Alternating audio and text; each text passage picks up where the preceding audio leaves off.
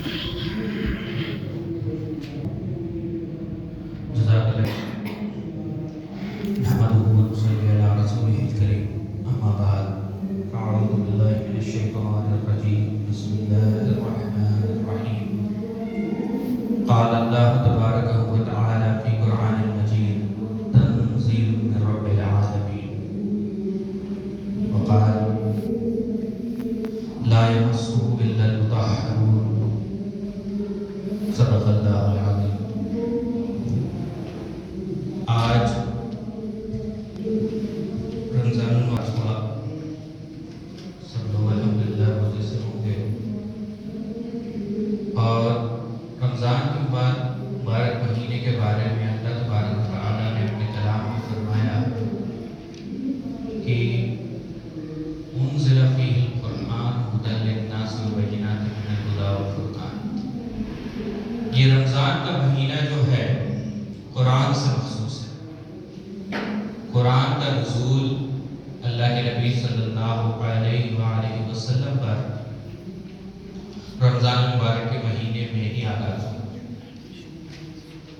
اور یہ جو مہینہ ہے اللہ تبارک و تعالیٰ نے فرمایا اپنے الفاظ میں کہ یہ مہینہ قرآن کے نزول کا مہینہ ہے اور لوگوں کے لیے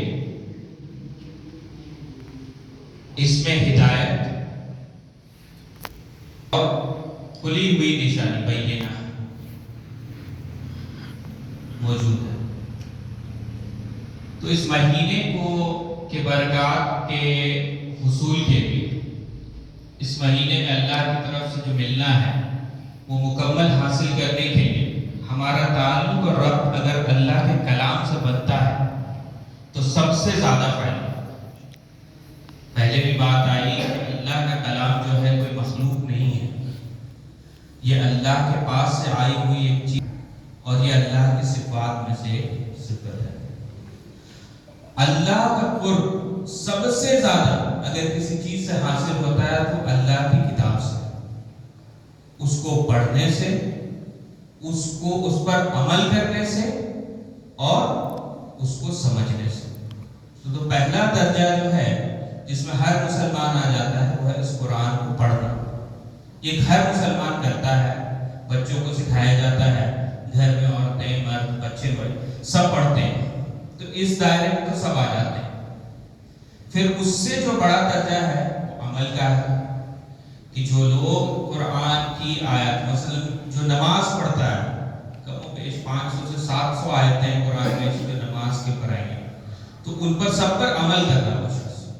تو دوسرا درجہ عمل کا ہے، اور تیسرا درجہ جو اس کی تفہیم کا ہے کہ قرآن کے ایک بہت سادہ معنی ہوتے ہیں جو عام طور پہ لوگوں کو بتائے جاتے ہیں، ترجمہ پڑھے تو سمجھ میں آ جاتا ہے، ترجمہ پڑھا تو سمجھ میں آ جاتا ہے، اور ایک جو معنی ہوتے ہیں وہ ہڈن میننگز ہے آیات کے اندر، ایک کے بعد ایک لیئرز آف میننگ ہوتے ہیں جو جن تک رسائی جو ہے صرف اہل علم کو ہوتی ہے۔ تو اس مہینے میں، رمضان مبارک مہینے میں اور سال بھر قرآن کو کیسے اپروچ کیا جائے، کس طرح سے پڑھا جائے کہ اس سے زیادہ سے زیادہ فائدہ ہو، آج کا موضوع یہی رہے گا۔ تو اس کے سلسلے میں کچھ چیزیں ہم لکھ کر کے لے آئے تھے، آپ لوگوں کو مل گئی ہیں سب کو، کاغذ جن کے پاس نہیں ہے وہ لے لیں، یہاں سے آ کے لے لیں انشاءاللہ بات ہونے کے بعد۔ تو کچھ چیزیں ہیں اس میں جو باتیں پڑھی ہیں سیکھی، جو جہاں سے سنی، اس میں سے 7 چیزیں ہم نے سمرائز کی کہ 7 بنیادی چیزیں ایسی ہیں جو اگر ہماری زندگی میں ہو تو قرآن ہمیں نفع بخش ہوتا ہے۔ اس میں جو سب سے پہلی چیز ہے کہ قرآن کو اپروچ کرنے سے پہلے انسان کو اپنی نیت کو درست کرنا ضروری ہے۔ نیت کی درستگی کیا ہے؟ اللہ کے نبی صلی اللہ علیہ وسلم کی حدیث میں آیا انما الاعمال بالنیات، اعمال کا دار و مدار نیات پر ہے، اور اس میں ایک ہڈن میننگ ہے، وہ کیا ہے کہ الاعمال و بالنیات کے بیچ میں ایک اور ورڈ ہے معتبرون، انما الاعمال معتبرون بالنیات، یعنی اعمال جو ہے معتبر تبھی ہوتے ہیں جب نیت درست ہوتی ہے۔ نیت کیا ہے؟ نیت ارادے کو کہتے ہیں. ہم کس ارادے سے قرآن کو پڑھ رہے ہیں؟ ایک قاری حدیث میں آیا کہ قرآن اس لیے پڑھتا ہے کہ لوگ میری آواز کی تعریف کریں تو قیامت کے روز سے کہا جائے کہ جو اس سے اجر لے لو. یہ ہے نیت. نیت جتنی مضبوط ہوگی، جتنی مستحکم ہوگی، جتنی پکی ہوگی، اعمال اتنے پکے ہوں گے. وگرنہ انسان اعمال کا انبار لگا دے، ڈھیر لگا دے، وہ کسی کام کی نہیں ہے جب تک کہ نیت درست نہیں ہوگی. اسی لیے قرآن کو اپروچ کرنے کے پہلے سب سے پہلے اپنی نیت کو درست کریں کہ ہم قرآن پڑھ رہے ہیں اللہ کے لیے، اس کو اللہ کا کلام جان کر کے اور اپنی ذات کو فائدہ پہنچانے کے لیے. قرآن کو کبھی اس لیے اپروچ نہیں کرنا چاہیے کہ ہم پڑھیں گے اور لوگ سنیں گے، ہم پر یہ معنی منکشف ہو گیا اور ہم دوسروں کو بتائیں گے. ایک حضرت شیخ ہیں امریکہ میں، کیلیفورنیا میں رہتے ہیں. وہ کہتے ہیں 40 سال سے سورۃ الواقعہ ہر روز پڑھتے ہیں رات کو سونے سے پہلے، اور کہتے ہیں ہر روز ان کو 40 سال میں ایک نیا میننگ معلوم چلا اس سورت کو پڑھنے سے. ہر روز 40 سال، ایک سال میں 365 دن ہوتے ہیں، 40 سال میں کتنے دن ہیں؟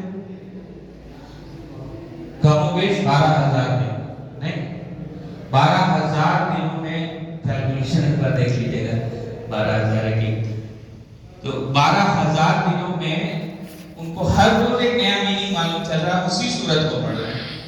اور قرآن ایسے ہی ہوتا ہے. ایک اور واقعہ آپ کو بتاتے ہیں. ایک بہت بڑے شیخ ہیں، موٹیویشنل اسپیکر بھی ہیں، اکثر عربی میں، اردو میں، عربی میں انگلش میں ان کا خطاب آتے رہتا ہے انٹرنیٹ وغیرہ. وہ کہتے ہیں کہ ان کو ایک بار تشویش ہوئی کہ اللہ کی کتاب کیا ہے جی. تو وہ دن کون سا تھا؟ 31 نائٹ، دسمبر 31. اور امریکہ میں سارے لوگ جو تھے وہ نیو ایئر سیلیبریشن میں لگے ہوئے تھے، اور انہوں نے اپنی کھڑکی کے پاس جا کر کے دیکھا، ٹھیک ہے، کہ لوگ اس سیلیبریشن میں، اس چیزوں میں لگے ہوئے ہیں. اور پھر وہ واپس آئے اور قرآن کھول کر انہوں نے دیکھا. تو جب قرآن کو کھولا تو جو پہلی آیت ان کی نظر پہ گزری وہ یہی تھی کہ دنیا میں جو لوگ اس دنیا کے لمحے میں فراہم ہے ان کا انجام کیا ہوگا. دیکھیے یہ کتاب زندہ ہے، یہ آپ سے بات کرتی ہے. اگر آپ کی نیت درست ہوگی، آپ جب اس کتاب کو پڑھیں گے نا تو جو آپ کے ذہن میں اس وقت چل رہا ہے اس سے قرآن رسپونڈ کرے گا. تو اسی لیے سب سے پہلے دل کو پاک کر کے کبھی کبھی بغیر کسی مقصد کے اللہ کی کتاب کو اٹھائیے اور پڑھیے. انشاءاللہ آپ کو آپ کے زندگی کے مسائل کے حل اس میں نظر آئیں گے. جی کئی بار ہوتا ہے. دوسری چیز ہے کہ بھئی دیکھو قرآن شریف کو چھونے سے پہلے مسئلے کے اعتبار سے انسان کو باوضو ہونا، پاک ہونا ضروری ہے. اور پاکی دو قسم کی ہوتی ہے جی. ناپاکی دو قسم کی ہوتی ہے، اس سے متعلق دو پاکیاں بھی ہیں. ایک پاکی ہے حدث اصغر اور دوسری ہے حدث اکبر. یہ دونوں اس میں لکھ دیے. حدث اصغر کہتے ہیں وضو کا نہ ہونا، یہ بھی ایک طرح کی چھوٹی ناپاکی ہے، ٹھیک ہے. اور حدث اکبر جو ہے وہ احتلام کی حالت میں انسان کا ہونا جی، وہ اصل ناپاکی ہے. اس سے بھی پاک ہونا اور وضو سے بھی ہونا قرآن کے قریب پہنچنے کے درجات میں. اور ان دو پاکیوں سے بڑھ کے ایک اور پاکی ہے، وہ ہے باطنی پاکی، روحانی پاکی. انسان کے باطن کو پاک ہونا، آپ کا سب کانشیس میں کیا چل رہا ہے اس کی پاکی جی. تو اس کے بارے میں جو قرآن میں شروع میں جو آیت پڑھی تھی لا یمسہ الا المطہرون، یہ سورۃ الواقعہ کی ہی آیت ہے جی. اور اتفاق سے آج جو بات کرنے کے لیے تو آج سورۃ الواقعہ کی دونوں آیت ہی آئی اور اسی متعلق یہ دونوں آج کی پوری گفتگو ہی ہونی جا رہی ہے، ٹھیک ہے. تو لا یمسہ الا المطہرون کے معانی میں علامہ راغب اصفہانی رحمۃ اللہ علیہ کا قول ہے کہ لا یمسہ انوارہ وحقائقہ الا المطہرون، وہ بریکٹ میں لکھتے ہیں. اس کا مطلب کیا ہوتا ہے کہ جو قرآن کے قریب وہ شخص نہیں پہنچ سکتا ہے اس کے انوار اور اس کے حقائق کے قریب سوائے اس کے کہ جو پاک ہو۔ تو اب سوچئے کہ انوار اور حقائق کا تعلق، نور یا حقیقت کا تعلق ظاہری پاکی سے تھوڑے ہوگا، وہ باطنی پاکی، کہ انسان باطن میں ویسا پاک ہو جیسے فرشتے ہوتے ہیں۔ فرشتے اللہ کی ایسی مخلوق ہے، عجیب مخلوق ہے۔ آپ جو دنیا میں جتنی مخلوق دیکھتے ہیں ان سالہ نہیں، اور آپ جتنی بھی مخلوق اپنے آس پاس دیکھتے ہیں وہ آپ کے جیسی ہی ہے جی۔ حاجت، کاؤز اینڈ ایفیکٹ، یہ سب چیزیں ان کے ساتھ لگی ہوئی ہیں، ٹائم، اسپیس۔ لیکن فرشتے ایک ایسی مخلوق ہے جن کو ایک دوسرے سے کوئی نسبت نہیں۔ اللہ نے مثال کے طور پہ ایک فرشتہ معمول کیا آگ لگانے کا، ویسے دنیا کے جو معاملات جو فرشتہ انجام دیتے ہیں ان کو خروبین کہتے ہیں۔ تو یہ خروبین فرشتے جو ہوتے ہیں عجیب ہیں، آگ لگانے کے لیے مثال کے طور پہ بھی آگ لگی کیلیفورنیا میں، تو ایک فرشتہ مقرر اس نے آگ لگا دی۔ دوسرا فرشتہ جو ہے آگ بجھانے پہ مامور ہے، اس کے کام سے اس کو کوئی نسبت نہیں، اس کے کام سے اس کو کوئی نسبت نہیں، اس کو پتہ ہی نہیں ہوتا کہ وہ آگ بجھانی کیا کرے، وہ ایک آٹومیٹک سسٹم ہو جائے گا، اس پر کام کرے گا یہ کرے۔ فرشتوں کو نہ کوئی جذبات ہوتے ہیں، موت کے فرشتے کو اگر جذبات ہو جائے تو لوگوں کی روح قبض کرنا چھوڑ دے گا جی۔ فرشتوں کو کوئی جذبات اللہ نے نہیں دیے، فرشتوں کو کوئی احساسات اللہ نے دیے، فرشتوں کو نفسانی خواہشات اللہ نے دیے، ہمارے جیسے نہیں بنایا۔ اور یہی فرشتے ہیں، انہی کے بارے میں اللہ نے جو بات کہی لا یمسہ المطہرون، جو اللہ کے خاص متطہر فرشتے ہیں، پاک صاف، وہی قرآن کے اصل مصحف کو چھوتے ہیں۔ جو اصل مصحف اللہ کے پاس ہے لوح محفوظ میں، اس تک ان فرشتوں کی رسائی۔ تو انسانوں سے بھی مقصود ہے کہ ویسی پاکی حاصل کریں، اور ویسی پاکی انسان کے اندر باطن کو پاک کرنے سے آتی ہے۔ اپنی نیت کی بات کی، باطن کی پاکی کے بارے میں بہت چیز یاد رکھنا چاہیے۔ بغض، کینہ، حسد، جلن، لوگوں کو نیچا دکھانا، یہ سب جو ہے باطن کے ناپاکی کا ذریعہ بنتے ہیں۔ اپنے ذہنوں کو ان چیزوں سے پاک رکھنا۔ اللہ کے قرآن کا فہم تب تک نہیں آئے گا جب تک انسان کے اندر عاجزی نہیں ہے، عاجزی ہونا چاہیے، انسان چھوٹا بنے جی۔ اللہ نے قرآن میں فرمایا اخبدو کے معنی، اخبار کے معنی ہوتے ہیں کہ انسان خود کو چھوٹا سمجھے۔ فرض کرے، بہت باتیں مثال ہے کہ ہندوستان کا پرائم منسٹر آ جاتا ہے یہاں پر جی، یا کوئی منسٹر کو بڑا آتا ہے، تو انسان کے دل میں اچانک سے کیسے اس کی عظمت پیدا ہو جاتی ہے، یہ اتنا بڑا آدمی ہے، اس کے سامنے ایسے نہیں کرنا، ایسے نہیں کرنا، ایسے نہیں کرنا جی۔ unless انسان کمپلیٹلی پرورٹ نہ ہو، بالکل غیر گزرا نہ ہو، اس کے دل میں خیال آئے کہ اتنا بڑا آدمی آیا ہمارے اس میں، یا چلیں کوئی اچھی مثال لے لیں، آپ کی کمپنی کے سی ای او آ جاتا ہے، تو پھر عظمت ہوتی ہے۔ اللہ کے حضور میں جانے کے وقت لاکھوں کروڑوں درجہ اس سے زیادہ عظمت انسان کے دل میں ہونی چاہیے، اور یہ عظمت انسان کو اس دنیا میں چھوٹا بنائے لوگوں کی نظر جی۔ ایک صاحب میں لکھنؤ میں تھے، پروفیسر تھے، ایک مجلس میں جا رہے تھے تو کچھ کافی اچھا لباس پہن لیا، پھر آئینے میں اپنی شکل دیکھی تو لگا کہ کافی اچھے لگ رہے ہیں دیکھنے میں، تو انہوں نے کپڑا اتار دیا، اپنا لباس بدل لیا، دوسرا کوئی اور لباس پہن لیا، اس کے بعد مجلس میں۔ تو انسان کو خود کو چھوٹا بنانا چاہیے، عاجزی، انکساری انسان کے اندر پیدا کرنا چاہیے۔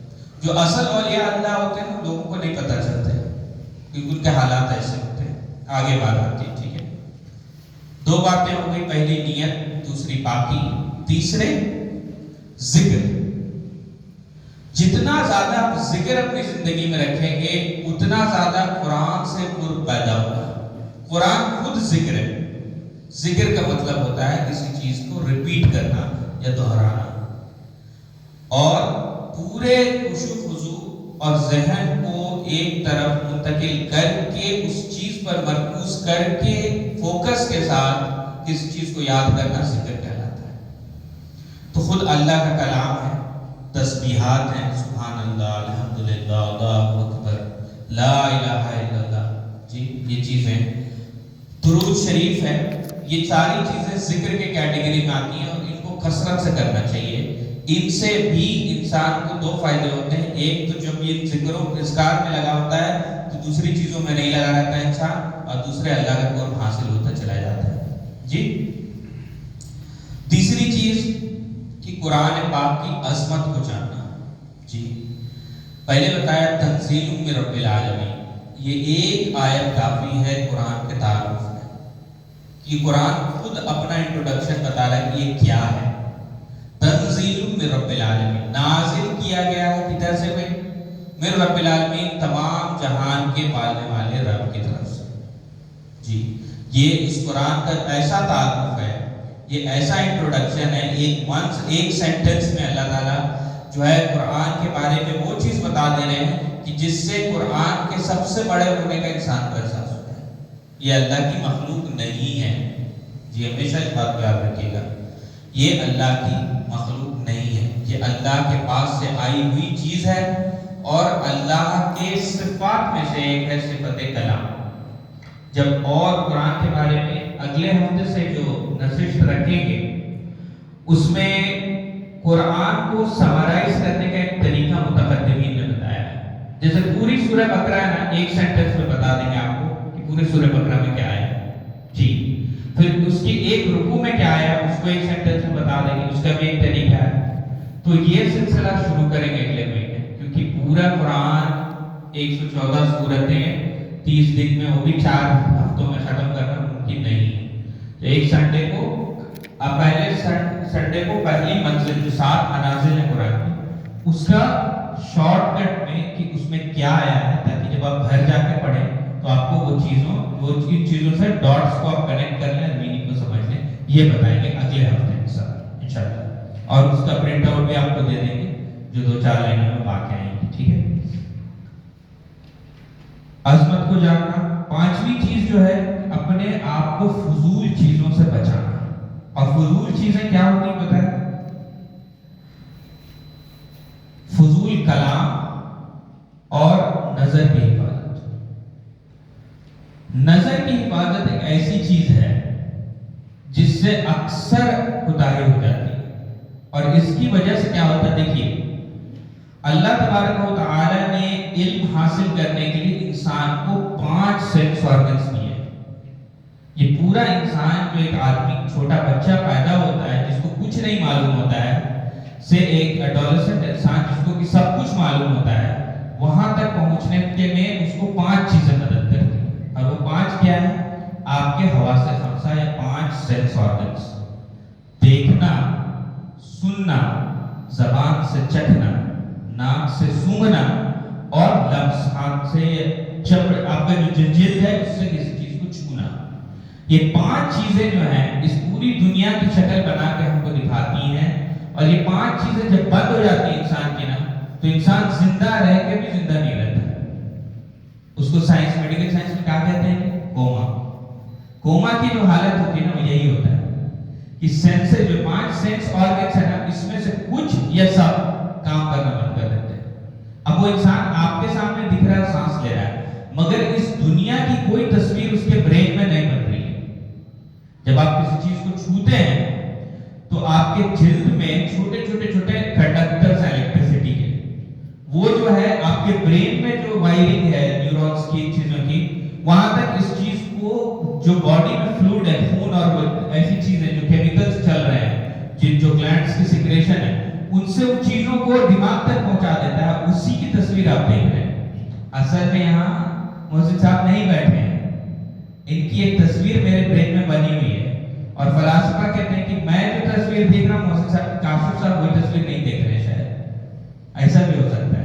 میرے کو جیسی آپ کی شکل دکھتی ان کو ویسی دکھتی کہ نہیں دکھتی یہ میرے کو نہیں معلوم. یہ ہمارے برین کا کھیل ہے. یہ پوری دنیا جو ہے آپ کے دماغ کے اندر چل رہی ہے, اور یہ بہت بڑا سوال ہے فلسفے کا کہ دنیا دماغ کے اندر ہے کہ دماغ دنیا کے اندر ہے. اس کا جواب ابھی تک نہیں پتا چلا. آپ کو پتا چلا تو بتائیے میرے کو, ٹھیک ہے نا. تو فضول کی چیزوں سے بچنا اس لیے کہتے ہیں کہ یہ آنکھ سے, کان سے, ناک سے, زبان سے, چمڑے سے جو علم حاصل ہونا ہے زندگی میں, اگر اس کو آپ دوسرے کاموں میں لگا دیں گے تو پھر اس میں وہ ملوث ہو جاتے ہیں. یہ جو جنسی حرکات ہوتے ہیں, انسان پر کبھی کبھی اتنا غلبہ ان کا ہو جاتا ہے کہ انسان جو ہے پرورٹ نیچر میں پہنچ جاتا ہے. جی تو اپنی نگاہوں کی حفاظت، یہاں تک نگاہوں کی حفاظت کرنی چاہیے کہ سر سید کا نام آپ لوگوں نے سنا ہے، سر سید احمد خان علی گڑھ مسلم یونیورسٹی کے فاؤنڈر جو تھے. ان سے ایک انگریز نے ایک بار مطالبہ کیا کہ میری اہلیہ جو ہے آپ کی اہلیہ سے ملنا چاہتی ہے. تو سر سید نے کہا کہ دیکھیے حضرت، ہماری عورتوں کا بھی دوسرے قوم کی عورتوں سے پردہ ہے. جی سمجھے، پردہ اس حد تک ہے کہ عورت کا عورت سے بھی پردہ ہے. یہ شریعت ہمیں سکھاتی ہے. کتنی بڑی بات کہی جی. تو پردہ اللہ تبارک تعالیٰ جب قرآن میں کہتے ہیں، پہلا ذکر جو سورہ نور میں آیا، پہلے قل للمؤمنین یغضوا ابصارہم، اے ایمان والے مرد اپنی نگاہ نیچی کرو. پہلے مردوں کو حکم دیا، پھر کہا ہے قل للمؤمنات یغضضن من ابصارہن، اے ایمان والی عورتوں اپنے نگاہوں کی حفاظت کرو. وَيَحْفَظْنَ فُرُوجَهُنَّ، جی اور اپنی شرمگاہوں کی حفاظت کرو. تو یہ چیز جو ہے، جب انسان کا ذہن اس طرف نہیں جاتا ہے تو جس طرف جاتا ہے وہ اللہ کے کلام کی طرف، اور پھر اللہ کی کتاب سے نسبت پیدا ہوتی ہے. اب آخر میں دو چیزیں جلدی سے اس کو ختم کر دیتے ہیں. ایک چیز ہے جس کو ذرا غور سے سمجھیے گا، مالداروں یا بری عادت والوں کی صحبت سے بچنا. دیکھیے ہر پیسے والا انسان برا نہیں ہوتا ہے، لیکن عموماً معاشرے میں جو ٹرینڈ دیکھا گیا ہے کہ جن کے پاس پیسے ہوتے ہیں نا، وہ فضول خرچی کے ذریعے ان گناہوں میں مبتلا ہوتے رہتے ہیں. ان کے پاس مال کی کثرت ہونے کی وجہ سے جو چیز ان کے دل کا نور ختم کر دیتی ہے، اور ان کی صحبت آپ کے دل کا نور بھی ختم کر دے گی. اس سے بچنا چاہیے. اور آخری چیز، اللہ کے ولی، اولیاء، علماء اور متقی لوگوں کی صحبت اختیار کرنا. یہ جسٹ اس کا اپوزٹ ہے. جب ویسے لوگوں کے ساتھ انسان کو انسان کی ضرورت ہے. جی انسان سوشل اینیمل ہے، اس کو انسان کی ضرورت ہے، اس کے بغیر وہ نہیں رہ سکتا. اسی لیے ایسے لوگوں کی صحبت اختیار کیجیے جن سے آپ کو دیکھ کے آپ کا ایمان تازہ ہو. ایک صاحب کو دیکھتے ہیں کہ بہت اچھا قرآن پڑھتے ہیں، نماز پڑھتے ہیں، حافظ ہیں، امام ہیں، عالم ہیں، مفتی ہیں، ان کی صحبت اختیار کریں. ان کے ساتھ 5 منٹ 10 منٹ بھی رہیں گے تو بہت کچھ فائدہ ہوگا. اگر وہ کچھ نہ بھی بولے نا تو اس کا فائدہ ہوتا ہے. تو بس بات اتنی بتائیں کہ یہ 60 چیزیں اس میں درج کر کے آپ کو کتاب اس میں دے دی ہیں. اگلی بار سے انشاءاللہ قرآن کی سمری شروع کریں گے اور بات کو 20 منٹ سے 30 منٹ تک ہی رکھنے کی کوشش کریں گے. آخر بتانا الحمدللہ رب العالمین. اچھا کہ آپ لوگ تیاریاں کریں.